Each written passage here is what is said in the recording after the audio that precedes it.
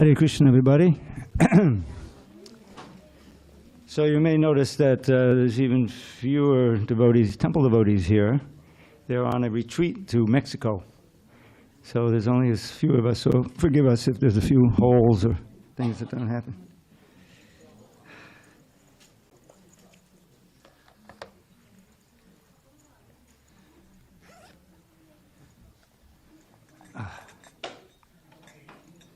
Okay, so we're going to sing a song many of you are familiar with, Jaya Radha Madhava. Jaya Radha Madhava Kunja Bihari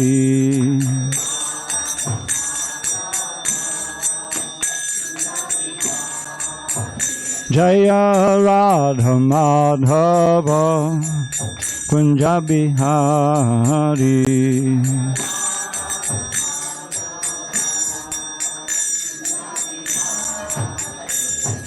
Gopi Jana Vallabha Girivaradhari Gopi Jana Vallabha Girivaradhari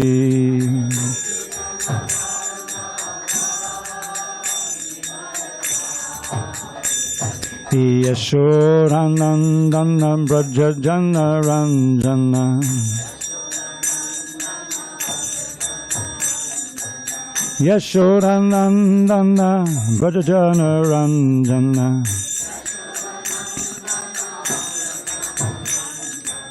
Yamuna Tira Vanachari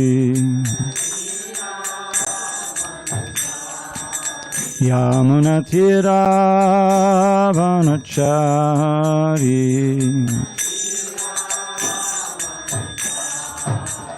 Jaya Radha Madhava Kunja Bihari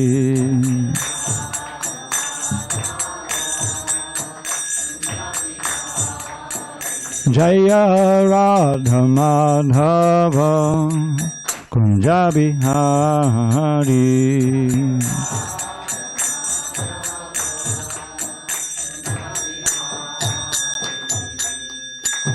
Srila Prabhupada ki jai, Srimad Bhagavatam ki jai.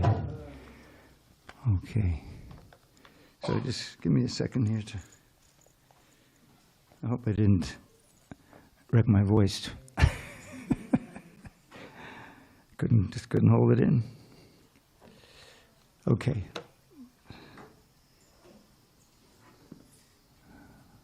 All right. So we're going to hear something, one of my favorite portions of the Srimad Bhagavatam. And let's see, this is easy.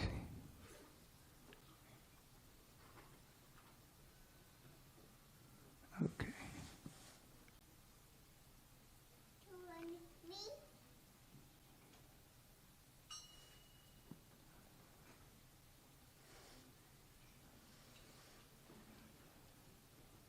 All right.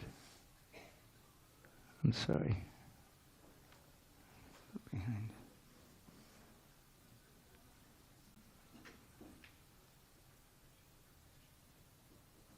Okay.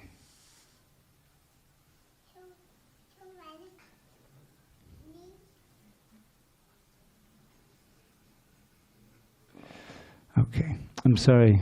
I didn't run out of time. Just give me one more minute.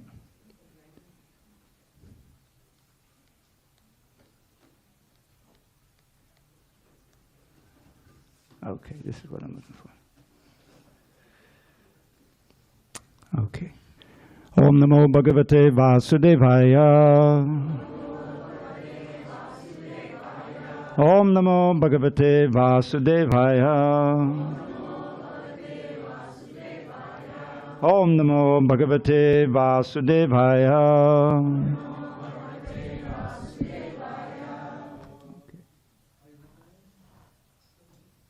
Okay, on this 20th day of April 2025 in San Diego, we're speaking at the Sunday Feast Festival, and we're going to read from Srimad Bhagavatam, translation and commentary by His Divine Grace A.C. Bhaktivedanta Swami Prabhupada. Canto 2, Chapter 2, beginning text 34, and then we'll read a few verses till the end. This is a very nice little section, has a beautiful lesson for all of us.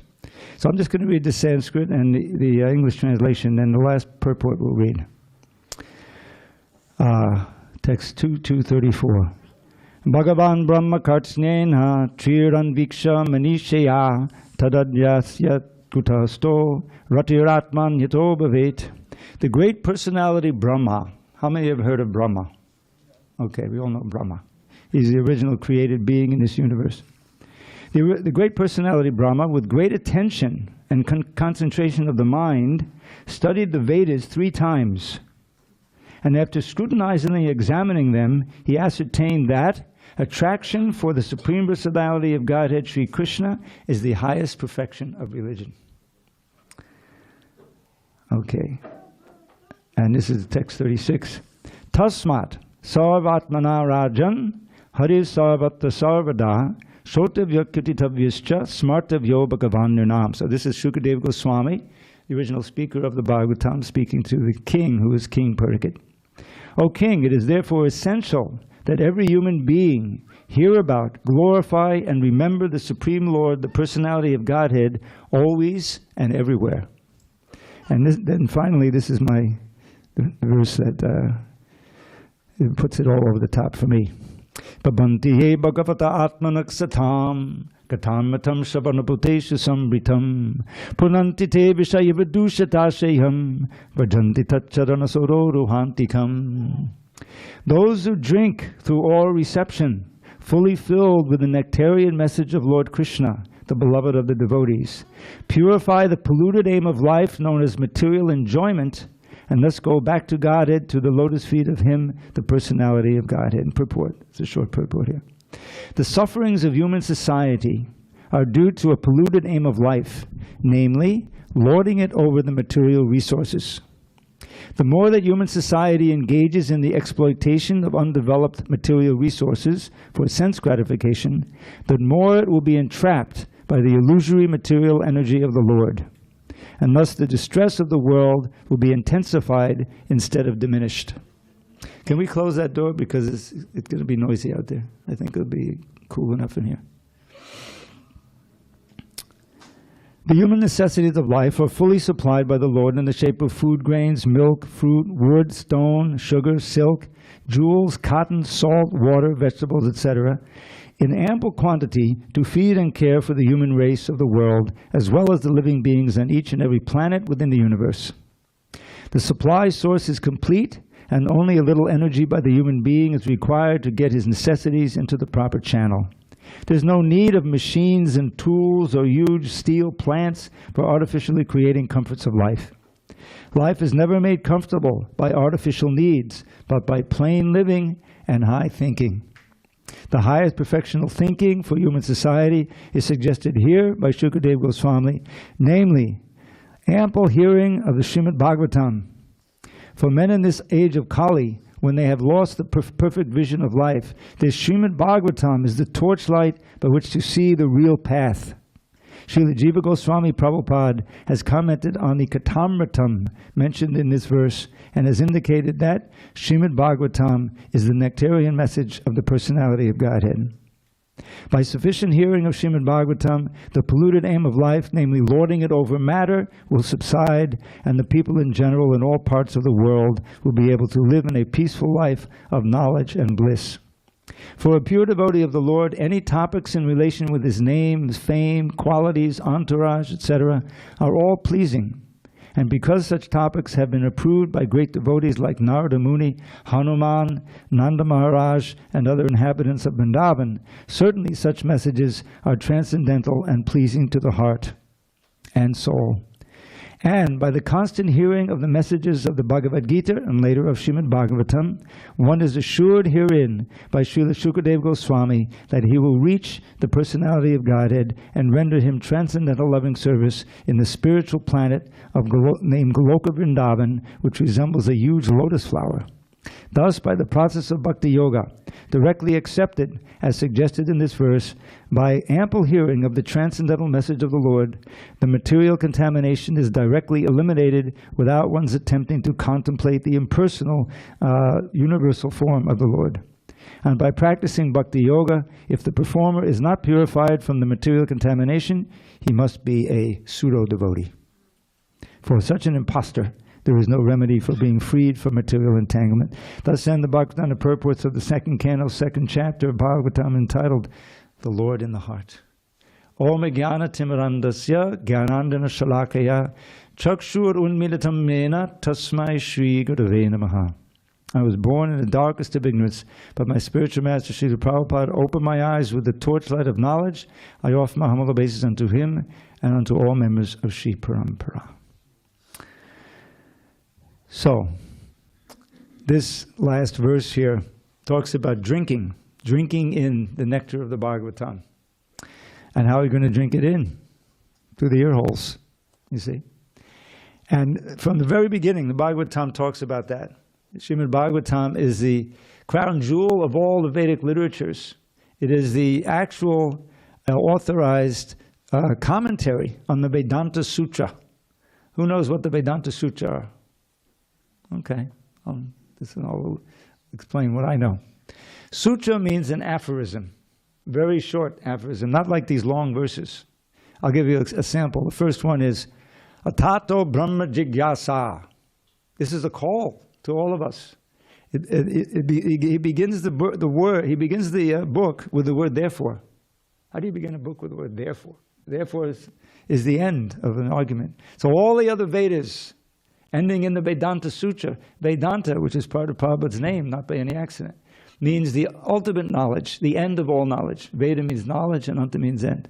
And Sutra means aphorisms that I meant. So this book is a aphorisms comprising the essence, or the ultimate essence of all Vedic knowledge. But it needs commentary because it's mysterious, these little sutras. So Janmadhyasya yataha, atato brahma jigyasa, means now, therefore, having achieved the human form of life, you should inquire into the source of everything, into where everything comes from. We have to ask these questions. Prabhupada says in the second chapter of the Bhagavatam, in the commentary, that everybody's asking questions and looking for answers. Even the bird in the street, where is the worm? Where is the worm? Where is the worm? You know, looking. What's the price of this? What's the price of that? Where can I find pleasure? Where do they go? You know, so many questions are being asked. Because we're looking for something. We're looking for answers to thinking that we'll be happy if we get the right answer. So here the Vedanta Sutra starts with this injunction to ask this essential question, which is Atato Brahma Jigyasa. Jigyasa means inquisitive. Ask into what is Brahman? What is that Brahman? So Brahman is a word that's essential to understanding the Vedic knowledge. It means the ultimate truth. It means, in this case, as we'll see from the second sutra, the source of everything. Just like we hear in the Ishopanishad. Some of you may have been going to Ram Vilas's little discourse on the Ishopanishad Saturday nights. And it begins not with the first mantra, but before that, in invocation. Om Purnamadak Purnamidam Purnat Purnamudachyate Purnasya Purnamadaya Purnameva Vashishyate. A lot of Purnam, a lot of complete. And in the commentary, in the purport, probably uses that word complete about 50 times. Just like in the verse, it keeps coming up. So what the verse means is that the source of everything, the Supreme Lord, is complete in everything. And from Him, you know, inconceivably, comes all these complete units, all these universes in our very selves. And we're also complete in a sense, just like our body is a very complicated machine, right? Well, there's so many millions of different varieties of bodies, 8,400,000 species, and human beings are like said to be of 400,000 varieties. But just contemplate your body. As people ask, what's the proof that there's a God? Your own body is a proof. Did you make it? No. It's incredibly complex. Just the brain, the mind, the way the thoughts are going on. And we know from experience, you live in this world a while, if a little something goes wrong, then it's troubling. Now I can't do what I used to be able to do. I hope I can get rid of this pain. Okay, let me take a pill, you know. But that body, each of us has one, and we know it's going to come to an end. Like all machines, right? Every one of these cars that's speeding by, eventually they break down and have to be replaced. Similarly, every one of these bodies that are sitting in this room. But we will not die. The body will die, but we are not the body. That's the first message of the Bhagavad Gita. That's the foundation of everything that comes after it. We were never born and we will never die. Jayate, mriyate, va kadachan, nayam bhutva bhavitava nabuya. We're aja, nitya, shashata, purana. We're unborn, eternal, ever existing and primeval. And then the climax, nahanyate, hanyamane sharire. When the body is died or gets killed, they're on a battlefield after all. You don't die. The soul never dies. So if we really understand that, we believe it, even kind of, you know, in order to enter the philosophy, just suspend your disbelief in that. But that's the central point of the Bhagavad Gita, that we have lived before, and we're living now, and we'll live in the future. So how should that change our calculation of what we should do with our life? Well, we should ask the question, not how much can I enjoy in this life, but how can I do something in this life to have a really much better next life? Maybe even a life that's not fraught with birth, old age, disease, and death. In other words, how can I break this cycle of samsara? This is the central problem of life. Not how can I enjoy as much as possible? How can I get some so-called security? There's no security in this world. Eventually, every one of us is going to die, you see? And the bodies will die, we won't die, but we'll all go on to another body, another destination. The essential teaching of the Bhagavad Gita, Srimad Bhagavatam, all the Vedas is how to act in this life. This is real dharma. This is the ultimate dharma. As Prabhupada says in his immortal introduction to the Bhagavad Gita, Sanatan Dharma, which can take us to the Sanatan Dhamma. You know, you see the difference? Dhamma is a place where Krishna lives and engages in his pastimes. That Sanatan Dhamma is where we came from. But somehow or other, we wanted to rebel against our natural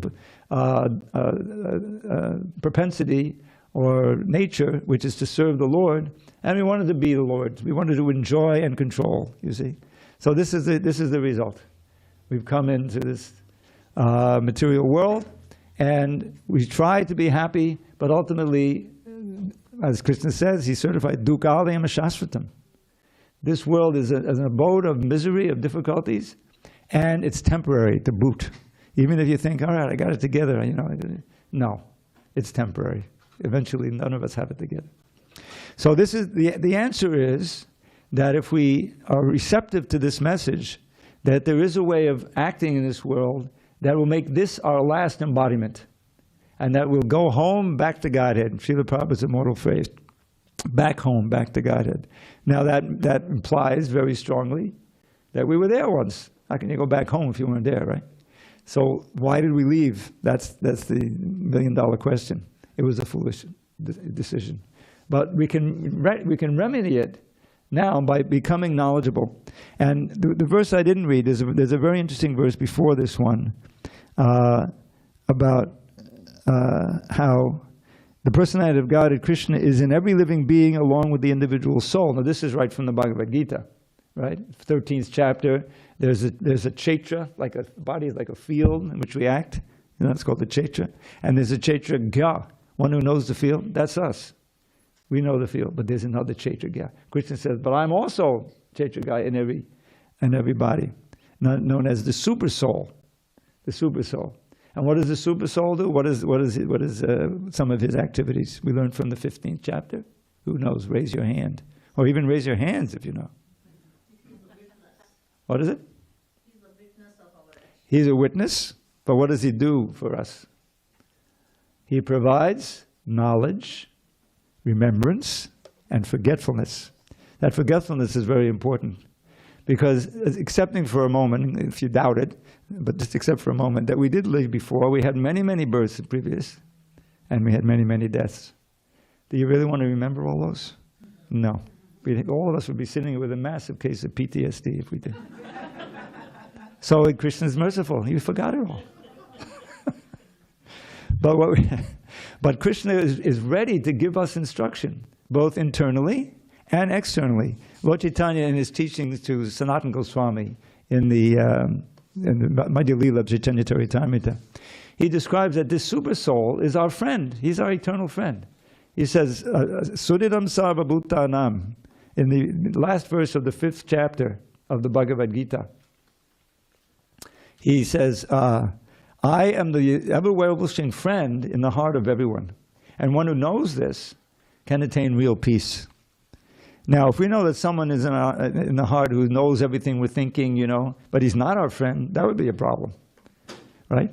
That's why there's rules against the government spying on you and learning it, but they violate them all the time, right? They want to know everything. The surveillance state makes you very nervous.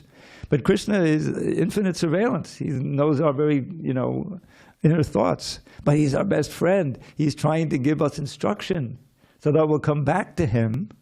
In other words, in plain language, he loves us because we're all his children. He says, Sarva yonisha konteya murti ek sambhavande tasam brahma mahadyona aham bija padakpata. I am the seed-giving father of everyone.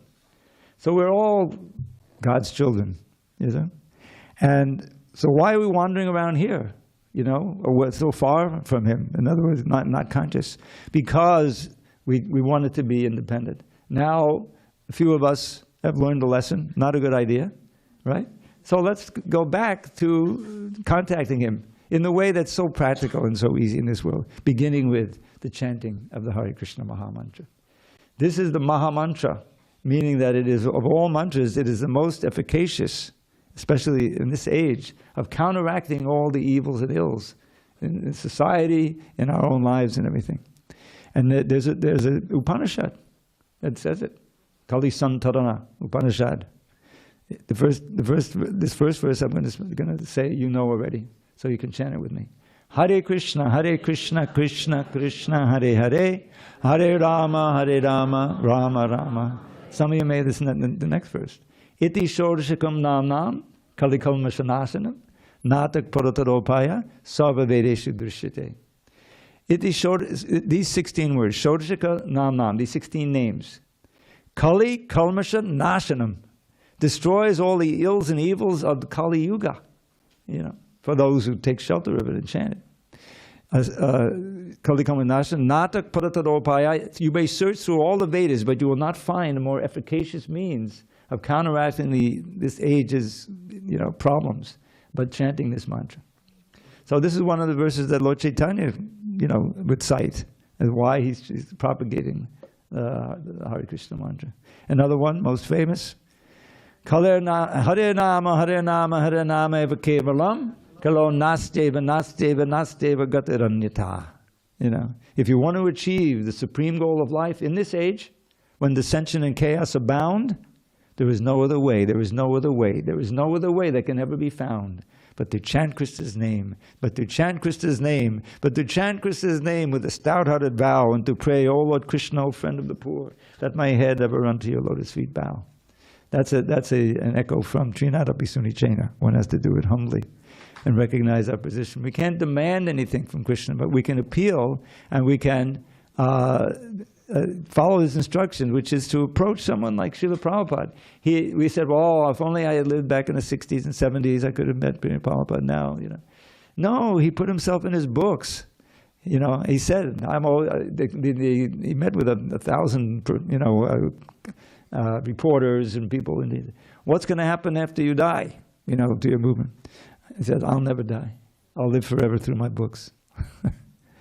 So just like if you read, anything, right? You can. There's the styles, and you get. I know this is the style of this person. The person puts himself into it when you write something sincerely.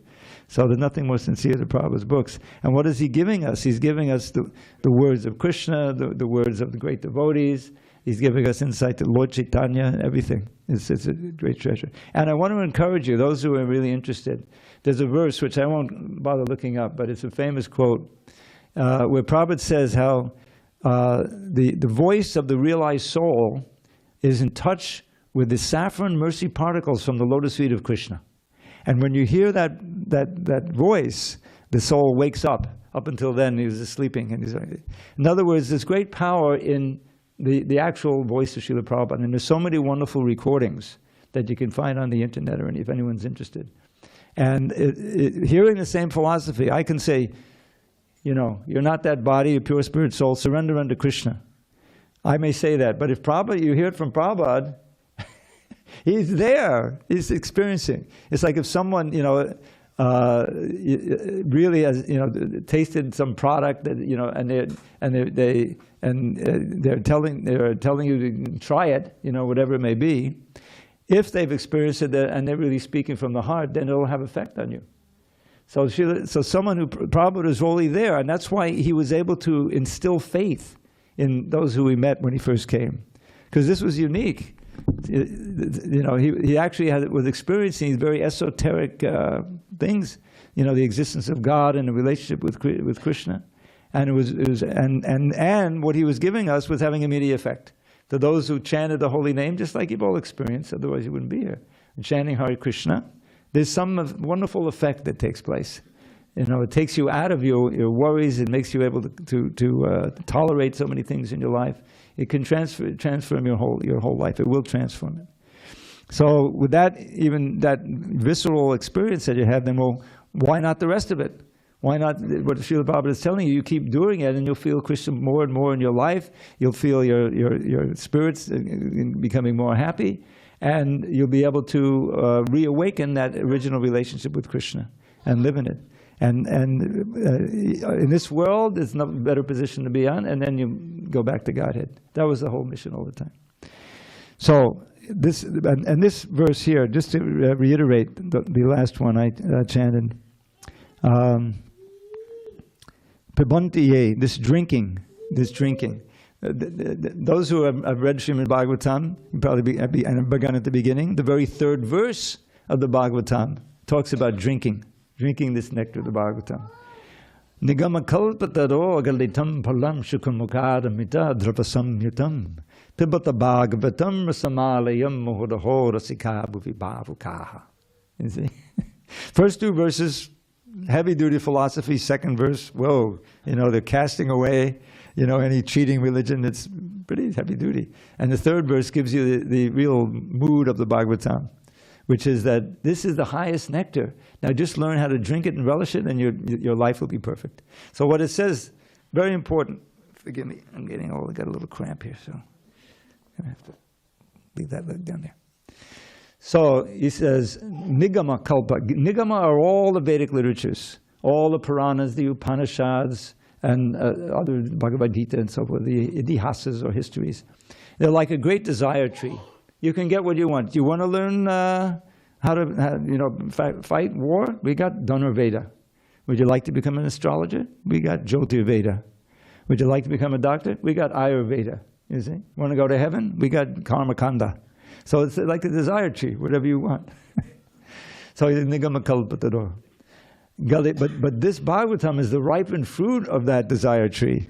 You know.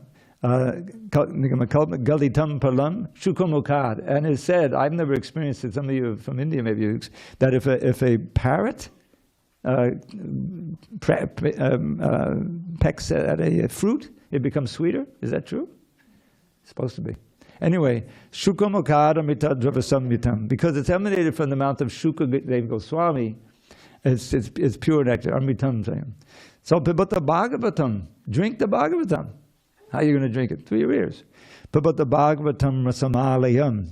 Now, as working as an editor for many, many years, I always wondered about this Rasamalayam, because Alaya, the word Alaya means an abode. Just like Krishna famously says, this world is Dukkhalayam, is an abode of misery and suffering, the material world. We try to eke out a little happiness, but not so much. But what is this Rasamalayam? It seems like the abode of rasa, but no. is the spelling, and we fixed it in the book. A-lion, up to and including and after laya. Laya meaning liberation. In other words, we're not after liberation. That's a byproduct. You can study Bhagavatam and you feel liberated, you know. But it's the rasa, it's the relation with Krishna that we're after. That is the ultimate goal.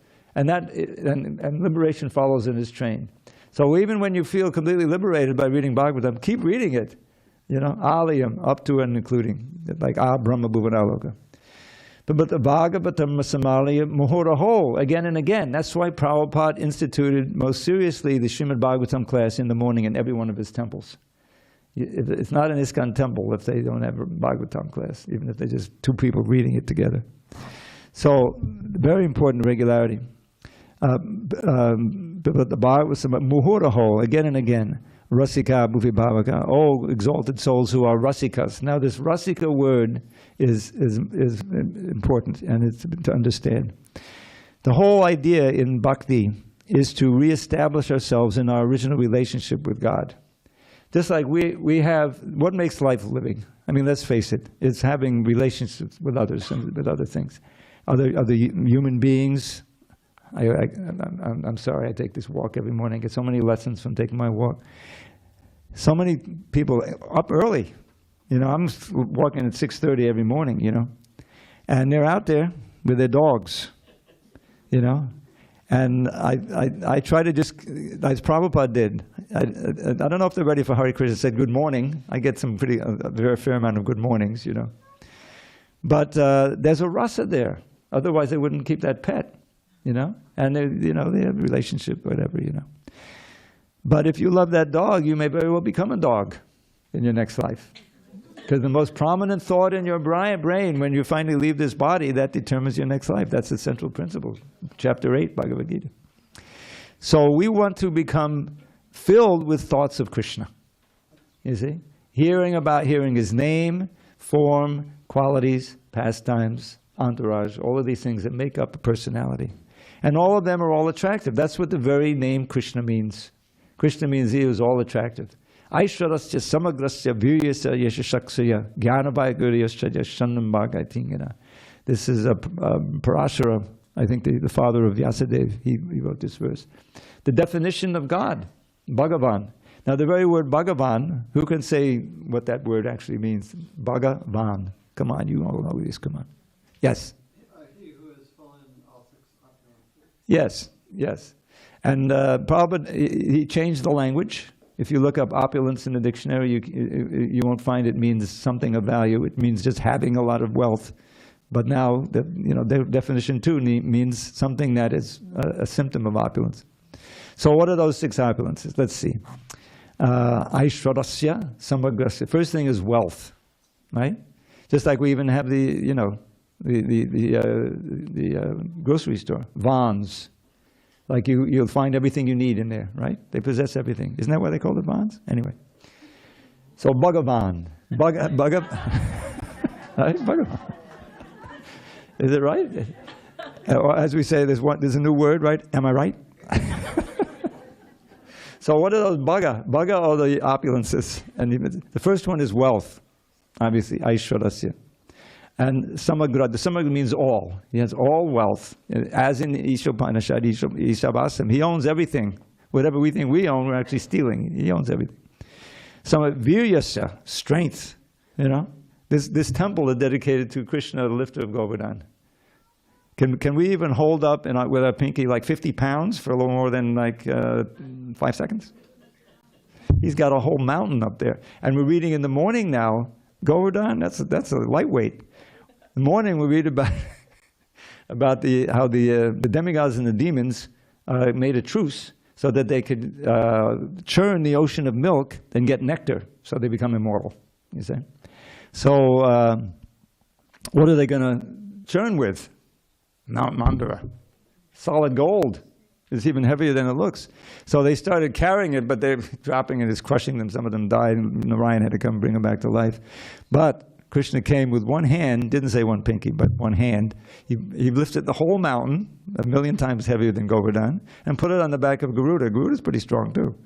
And he carried it to the ocean. Anyway, this is how it goes. So Krishna has his infinite strength.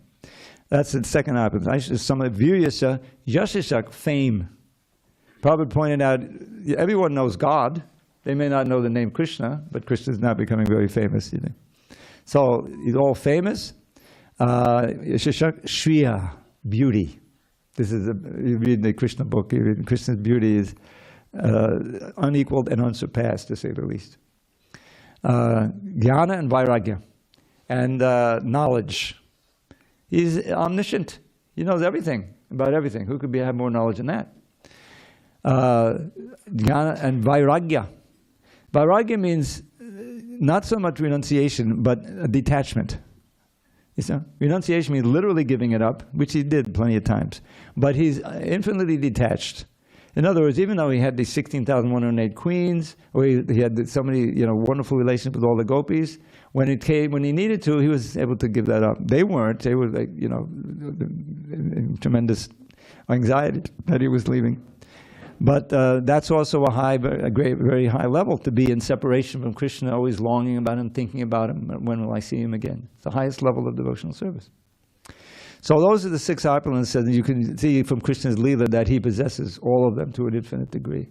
So that all attractionness, the very word Krishna means attraction, like parshati, to pull, like the plow, right?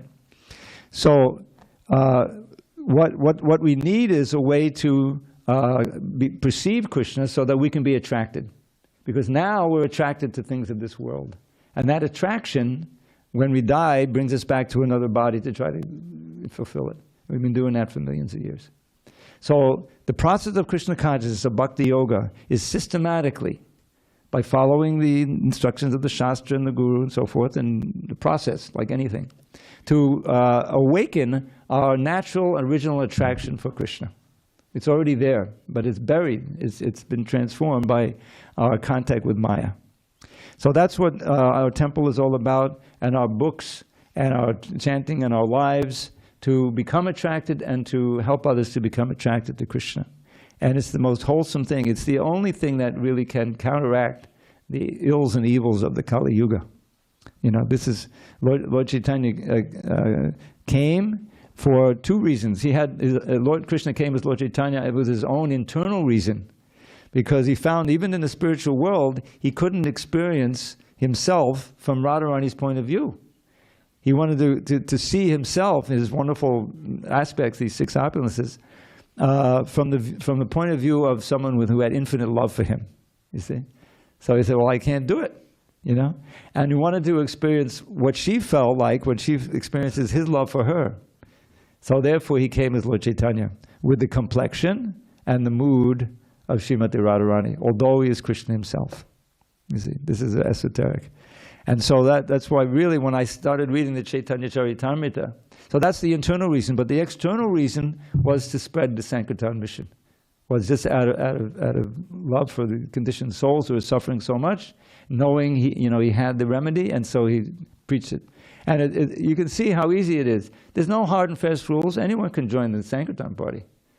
You may not know any of the Vedas or anything. You may not be born in India. Probably won't be born in India. But you can join in that. And be tremendously benefited. And from that chanting, you get an interest in the philosophy. The intelligence is so important. This is the verse I didn't read. Is that what differentiates us from the animals? There's a verse about that. Ahara nidra bhayamaitanangcha samanyaneta pashabi naranam dharmo hitesham adhiko vishesho dharma nahina pashabi samana. Is that the eating, sleeping, mating, and defending are 4 aspects of human life and animal life. Even the insects have it, right? They have the rudimentary eating, sleeping, mating, and defending. So what differentiates human life from animal life? Dharma. Dharma hitesha madhiko vishesha. But without dharma, then it's no better than 2-handed animals. In other words, animalistic life. And let's face it, this is another thing you learn about reincarnation. It's not guaranteed that you're going to get another human life. You could easily lose the human life, go down in the species. There's no eternal damnation. You'll eventually come back up to the human life. But why waste time? Why prolong the agony, as we say? You know, we need to learn that Dharma. What is that Dharma? Second chapter, first canto. Or you can read a wonderful book we put together called Dharma, the Way of Transcendence, based on that second chapter of the first canto. The sages in Naimisharanya wanted to know, you know, what is that Dharma by which the soul could be completely satisfied? So Sutta Goswami first praised the question. Muniyak saru prishtoham bhavabhir loka mangalam. Very nice question. It will produce the benefit. It's auspicious for all human beings, you see. And then he began to answer the question. And he said, so, the first verse is revolutionary. Savai pungsang paro dharmo yato bhakti adhokshaje ahaitukya patayata yayatma suprasidati. He answered the first, and then he expounds on it. He says that Dharma, because there's all kinds of Dharma. In this first, the beginning of the Bhagavatam, second verse, Dharma projita kaitavo, there's cheating Dharmas. They look like Dharmas, but they're really just scams. So this is not a scam. So that Dharma, Paro Dharma is supreme, which engenders, which produces devotion to Krishna. But he doesn't use the name Krishna. He uses the word adhokshaja, which is made up of 4 syllables, all meaning. Akshaja, ja means short for janma, born, generates. Aksha is eyes, or all the physical senses, you see. So akshaja is knowledge that's produced from our, what they call the ascending process, the scientific method. We gather information through our senses, we contemplate it through our brain. We come to a tentative conclusion, we test it through experiment. We say, okay, this is how it works. And now we have a solid, little more understanding of how the world is working. That's akshaja, but Krishna is not like that. You can't find God by any amount of that kind of working of your senses or your mind. The definition of transcendence, in other words, he's transcendental to the mind and senses. So Ada means down. He pushes that knowledge down. So therefore, there has to be the element of faith, because you can't perceive directly. You know, you come to the temple, but you think, oh, that's just a statue. Isn't that God? Where's God? You know, in other words, without any knowledge. So, and not only that there has to be devotion, but the quality is ahoituki and apratayata. Very important pair of words. Ahoituki means without any material motive. In other words, you're not going to God asking him to be your order supplier. You know, you're going to God to ask him to, how can I serve you? What's your order? What do you want? You see, just the difference. That makes you really happy. So that's a hoitiki, and then it has to be constant. The more that you're able to do it in your life, understand how to apply it, even in household life, it can be done. The more you'll feel supersedity, satisfied, really satisfied at heart. And then I'm not going to go through the whole. There's like 15 or so verses after that. They give a very succinct description of the process of bhakti, based on mostly hearing and chanting, you see. And it's very illuminating. And so if you're interested, I would try to pick up that book. I don't know, I think we have a few copies. Dharma, the Way of Transcendence. I conceived of that book. I thought of it. Just like some of you may be aware of other books we have, like the Teachings of Queen Kunti, the Teachings of Lord Kapila Dev. These are books that are put together from a section of the Bhagavatam that Prabhupada spoke on, and then he had his purports, and then from his lectures on those verses, we took excerpts and appended them. And so it's a very wonderful book. But the whole idea is that this is the best thing that we can understand in our life is that, first of all, we're not the body, we're pure spirit soul. I put the whole thing in a little poem. You can learn it by heart. Some of you know who attend my classes. I've dabbled in a few poems. So every body dies. Not everybody, but every single body. Everybody dies. Nobody dies. Wake up and open your eyes. You're not that body, you're pure spirit soul. Chant the holy name and attain life's goal. That's all you got to remember. O Lord Chaitanya's instructions to Nityananda and Haridas for preaching in Navadvip, he would send them out. Eventually they came across Jagai Madai, And Lord Nityananda, he saved them, But he gave them a little formula. They would go to knock on the door or whatever, and they would open, and then they would chant. So, Bolo Krishna, Bodo Krishna, Koro Krishna, Shika. That's the little formula. I put it into English and added one little section. Just chant Shri Krishna's name and worship him with all your heart. Follow his instructions and to others them impart. Think about the Hare Krishna movement. That's what Prabhupada came to do. And that's what he did. Okay, I'm going to stop now. If there's any questions or any comments, any objections. Like in the court of law, you can raise an objection. All right, we have a little time. I'll give you a little poem. Now this is a poem about the holy name, about the chant, and it's famous. Kevalashtika. One of the lines is from that verse I chanted.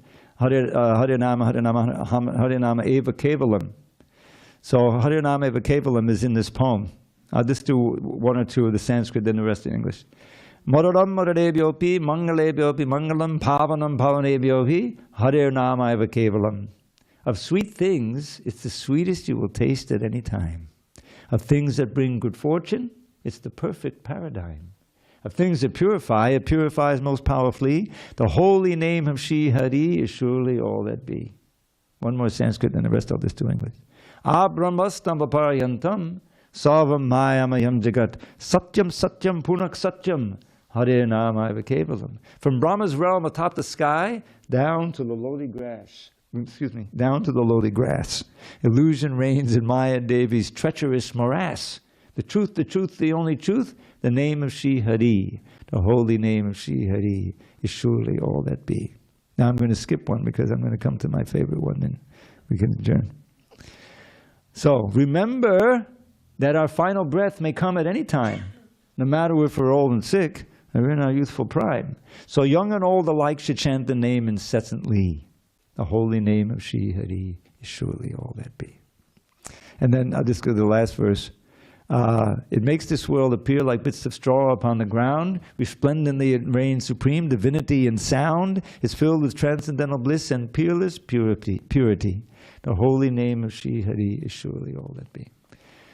So I wrote a bunch of these little ditties, and if anyone wants my little PDF of poems, you just have to write me at the email. It's not easy to remember. Dravida 108.